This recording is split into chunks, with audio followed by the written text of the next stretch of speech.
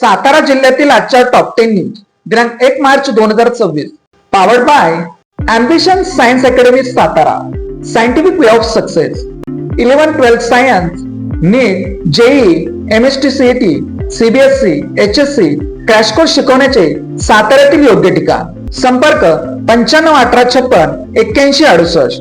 Ginkgo किंवा हरो, उमेदवारांची दिवाळी निघालेच. ग्रामीण राजकारणाचे अर्थकारण पूर्णपणे बिघडले. नुकत्याच पार पडलेल्या जिल्हा परिषद आणि पंचायत समिती निवडणुकीचे निकाल लागले आहेत. कोणाच्या घरात विजेची माळ पडली तर कोणाला पराभवाचा धक्का सहन करावा लागला. मात्र या सर्व प्रक्रियेत एक गोष्ट समान दिसून येत आहे, ती म्हणजे आर्थिक कंगालपणा. निवडणूक जिंकलेला मतदार असो वा पराभूत झालेला, दोघांच्या खिशात आता केवळ खळखळाट उरला असून अनेकांवर कर्जबाजारी होण्याची वेळ आली आहे. निवडणूक आयोगाने जिल्हा परिषदेसाठी 6 ते 9 लाख आणि पंचायत समितीसाठी 4.5 ते 6 लाख रुपयांची खर्च मर्यादा निश्चित केली होती. मात्र प्रत्यक्ष मैदानात चित्र काही वेगळेच होते. मतदारांना आकर्षित करण्यासाठी जेवणावळ्या, गाड्यांचा ताफा, सोशल मीडियावर जाहिरातबाजी आणि छुप्या पद्धतीने झालेल्या वाटपामुळे हा खर्च कोटींच्या घरात गेल्याची चर्चा ग्रामीण भागात रंगली आहे. निवडणुका कमी पैशात होणे आवश्यक आहे. निवडणुका जेवढ्या महाग तेवढे जनतेचे हक्क, अधिकार आणि काम कमी, हे जनतेला येणाऱ्या काळात कळेलच. कराड जलशुद्धीकरण केंद्रातील कर्मचारी पगाराविना 2 महिन्यांपासून 46 कर्मचाऱ्यांना दमडीही नाही. कराड नगर परिषदच्या जलशुद्धीकरण केंद्रातील कर्मचाऱ्यांना मागील 2 महिन्यांपासूनचा पगार थकीत ठेवण्यात आल्याचा प्रकार समोर आला आहे. त्यामुळे कर्मचाऱ्यांमध्ये नाराजी पसरली असून याचा परिणाम शहरातील पाणी पुरवठा होण्याची शक्यता आहे. सदर 46 कर्मचाऱ्यांचे सुमारे 19 लाख रुपये थकीत वेतन तातडीने देण्यात यावे अशी मागणी दक्ष कराडकडच्या वतीने सामाजिक कार्यकर्ते प्रमोद पाटील यांनी मुख्याधिकारी प्रशांत वटकर यांच्याकडे शनिवारी केले आहे. पवई नाक्यावर दरोडा, 22 तोळे सोने लुटले. कुरिअर कंपनीच्या कर्मचाऱ्याला मारहाण, 5 संशयित मध्य प्रदेश सीमेवरून ताब्यात. पवई नाक्यावरील सेल्फी पॉइंट जवळ कुरिअर कंपनीच्या कर्मचाऱ्याला अडवून मारहाण करत 5 दरोडेखोरांनी तब्बल 22 तोळे सोने लुटले. या सोन्याची किंमत सुमारे 32 लाख रुपये आहे. या प्रकरणी सातारा व धुळे जिल्ह्यातील शिरपूर पोलिसांनी धडक कारवाई करत संशयित 5 दरोडेखोरांना पाठलाग करून जेरबंद केले. त्यांच्याकडून सर्व मुद्देमाल जप्त करण्यात आला आहे. ही कारवाई महाराष्ट्र मध्य प्रदेश सीमेवर असणाऱ्या शिरपूर परिसरात करण्यात आली. सातारा रेल्वे स्टेशनच्या प्रवेशद्वारात तुटक्या फरशा, ज्येष्ठ नागरिकांसह प्रवासी जखमी. रेल्वेच्या बांधकाम विभागाचे दुर्लक्ष. रेल्वे बांधकाम विभाग व ठेकेदाराचे साठे लोटे. सातारा रेल्वे स्थानकाच्या प्रवेशद्वारातच फरशा तुटल्या आहेत. त्यामुळे अपघाताचे प्रसंग दररोज घडू लागले आहेत.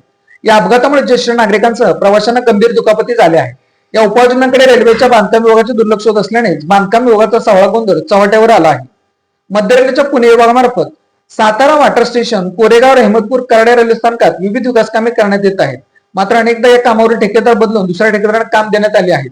त्यामुळे बांधकाम विभाग ठेकेदारांमध्ये साठे लोटे असल्यानेच हम करे सो कायदा याप्रमाणे कामे सुरू आहेत.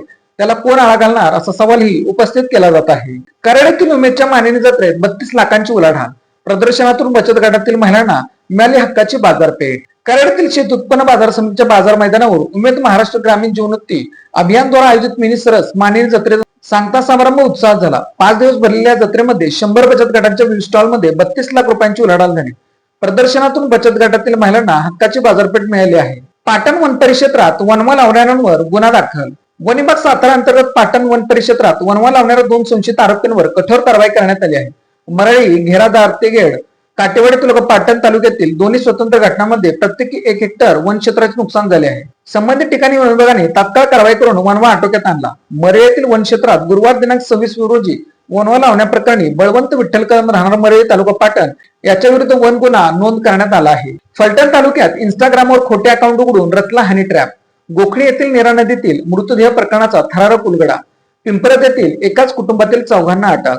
गोखणी तालुका फलटण येथील नीरा नदीच्या पात्रात मिळालेल्या अंकुश नरबट राहणार ढाकणी तालुका मानी याच्या मृतदेह प्रकरणाचा उलगडा फलटण ग्रामीण पोलिसांनी केला आहे. कुटुंबातील मुलीवर झालेल्या अत्याचाराचा बदला घेण्यासाठी इंस्टाग्रामवर बनावट अकाउंट उघडून त्याला प्रेमाचे जाळ तोडून खून केल्याचे तपासात निष्पन्न झाले असून 4घांना अटक करण्यात आली आहे. सुरूर ते पोलादपूर रस्ता वाईकरांसाठी बनला डोकेदुखी. सुरूर ते पोलादपूर हा राज्यमार्ग न संपणारी मोठेदुखी ठरली आहे. गेल्या 2 वर्षापासून या रस्त्याचे काम अत्यंत संथ गतीने सुरू असून प्रशासनाने कंत्राटदाराच्या ढिम्म हालचालींमध्ये कोणताही फरक पडलेला नाही. पावसाळ्यापूर्वी हे काम पूर्ण होणार का असा सवाल नागरिक उपस्थित करत आहे. सध्या वाई शहरात पसरले धुळीचे साम्राज्य आणि रस्त्यांची झालेली चाळण पाहता याला विकास म्हणायचे की जनतेचा छळ अशी भावना जनसामान्यात उमटत आहे. पाचगणी परिसरातील परप्रांतीय कामगारांची नोंदणी अनिवार्य करण्याची मागणी. पाचगणी येथे कामासाठी मोठ्या संख्येने परप्रांतीय कामगार दाखल होत आहेत. भविष्य सुरक्षेचा प्रश्न येऊ नये यासाठी त्यांची नोंदणी व पोलीस पडताळणीची प्रक्रिया अनिवार्य करण्यात यावी अशी मागणी कामगार संघटनेच्या वतीने पोलीसकडे करण्यात आली आहे. रानगव्याच्या धडकेतील मृत व जखमींच्या नातेवाईकांना भरपाई द्यावी. रानगव्याच्या धडकेत मृत्यू जखमींना वन विभागाने योग्य ती भरपाई द्यावी अशी मागणीचे निवेदन रेंगडी ग्रामस्थांच्या वतीने महाबळेश्वर वन विभागाच्या वनक्षेत्रपाल महादेव मोहिते यांना करण्यात आले आहे. Made in Satara bag. Satara शहरातील महिलांनी बनवलेल्या उत्तम प्रकारच्या बॅग. संपर्क 9594 415 115. Lalit tailors. Look good feel good. शाळा, कॉलेज, विविध व्यवसाय या ठिकाणी लागणारे जॅकेट बनवून मिळवण्याचे योग्य ठिकाण पवई नाका सातारा. अशाच बातम्यांसाठी जिल्हा सातारा या यूट्यूब चॅनेलला सबस्क्राईब करा. व्हिडिओ आवडल्यास व्हिडिओ लाईक करा, व्हिडिओवर कमेंट करा आणि व्हिडिओ जास्तीत जास्त लोकांपर्यंत शेअर करा.